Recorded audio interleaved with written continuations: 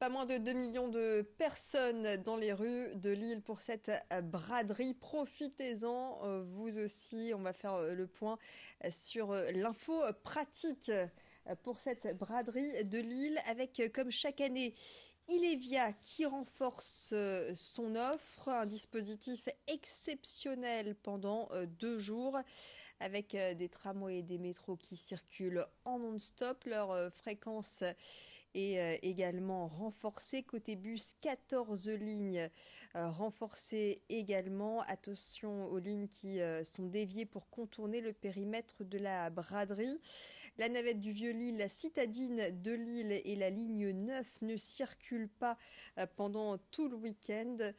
Et puis sachez que des parkings relais sont à votre disposition. Il y en a 12 en gare d'Armentières, notamment à la porte d'Arras. Au total, 4700 places. Un bon moyen de se stationner avant de rejoindre la braderie en transport en commun. Explication. Si on n'a pas la chance d'avoir le métro à côté de chez soi, on peut aussi jouer la complémentarité, prendre sa voiture, se diriger vers le parking relais le plus proche de chez soi, garer sa voiture et terminer le trajet de façon très confortable jusqu'en plein cœur de la braderie. Ce service est totalement gratuit à partir du moment où on est doté d'un titre de transport. Le Vélil fonctionnera tout à fait normalement le week-end de braderie, sauf bien évidemment toutes les stations qui sont positionnées dans le périmètre de la braderie sont inactives forcément et les vélos sont retirés. Le meilleur moyen pour venir à la braderie, c'est d'utiliser les transports en commun. Ça, là-dessus, il n'y a aucune discussion possible. À noter que le pass une journée est à 4,90 €. N'hésitez pas au moment d'acheter votre ticket de transport. Et puis, plus de 20 stations Vélil sont ouvertes pour rejoindre le centre-ville de Lille depuis 15 communes de la métropole lilloise. Voilà pour les bons plans en transport pour éviter les bouchons et pour éviter le stationnement qui peut prendre du temps. La braderie de Lille, ce sont des bonnes affaires, mais également de bonnes actions. Et comme chaque année, c'est le village associatif qui est installé à proximité de la Porte de Paris. N'hésitez pas à partir à la rencontre des différentes associations. Rémi Desremeaux a rencontré l'un des représentants de l'association Le Père Noël est-il un rocker? Donc des enfants qui sont en difficulté, notamment scolairement, financièrement. Et donc on essaye un peu de leur offrir, notamment le Noël, d'où le nom Le Père Noël, des cadeaux pour qu'ils puissent profiter comme tout un chacun, voilà, des jouets de Noël. Et pendant les redistributions, on leur offre à la fois les jouets mais également un spectacle pour que voilà, ils puissent vraiment profiter et passer un bon moment. C'est un peu notre raison, notre présence à la braderie, c'est à travers les dons, nous aider à travers toute l'année en nous aidant à acheter, à organiser, avec des moyens, puisqu'il y a besoin de moyens pour faire les festivals. Donc voilà, c'est vraiment la meilleure manière de nous aider, autant pour les enfants que pour nous. Voilà, du 21 au 24 novembre pour ce festival, Le Père Noël est-il un rocker? La braderie de Lille, ce sont bien sûr les spécialités culinaires. C'est l'occasion de se faire plaisir entre deux balades. Car oui, Chiné, Sacreuse. Alors, bien sûr, il y a les spécialités flamandes, spécialités de la région. On ne passe pas à côté du traditionnel moule frites ou encore du Welsh. Et puis la braderie, c'est l'occasion également de découvrir des stands un peu plus exotiques avec des spécialités qui nous viennent des quatre coins du monde.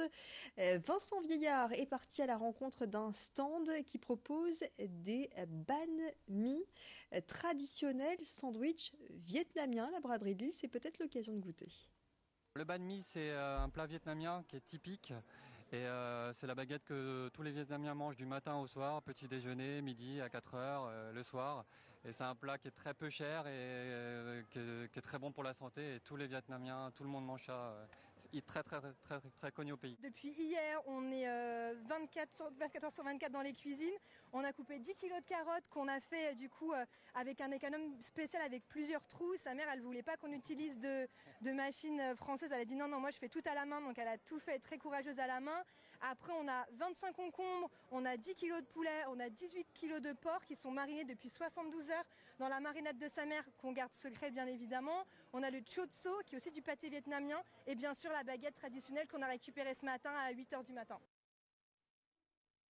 Au moins 2 millions de personnes attendues au total sur tout le week-end. Parmi les visiteurs, nombreux sont issus d'autres régions de la France et notamment ces Bretons que je vous propose d'écouter qui n'ont pas hésité à prendre l'apéro attablé dans le Vieux-Lille. Ce sont des habitués de la braderie de Lille et ils se plaisent à se rendre chaque premier dimanche du mois de septembre du côté de la capitale des Flandres. Vincent Villard les a rencontrés. On a fait nos études 4 années à Lille et du coup voilà, on est habitué de la braderie et maintenant qu'on vit à Paris on s'est dit que c'était la bonne occasion pour revenir tout simplement. On est dans le Vieux-Lille à quelques pas d'ici, donc voilà, très sympa. À côté du café Ose parce que là-bas il y a de l'ambiance, du coup on a fait ça l'année dernière. On a même oublié de bouger l'année dernière, on est resté longtemps dans ce coin et du coup on voulait être à côté, on sait que l'ambiance est cool. Là on attend le Airbnb qu'on chope dans 1 heure.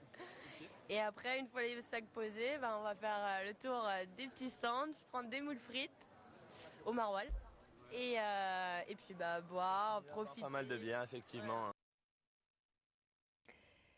Et si vous êtes amateur de bonnes trouvailles, comme ça, si vous aimez chiner et que vous souhaitez éviter la ferveur du centre-ville de Lille ou encore du Vieux-Lille, vous pourrez toujours vous rendre du côté de Saint-André avec le village des antiquaires qui est ouvert toute l'année et qui propose là, à l'occasion de ce week-end, des animations renforcées, animations un peu plus développées.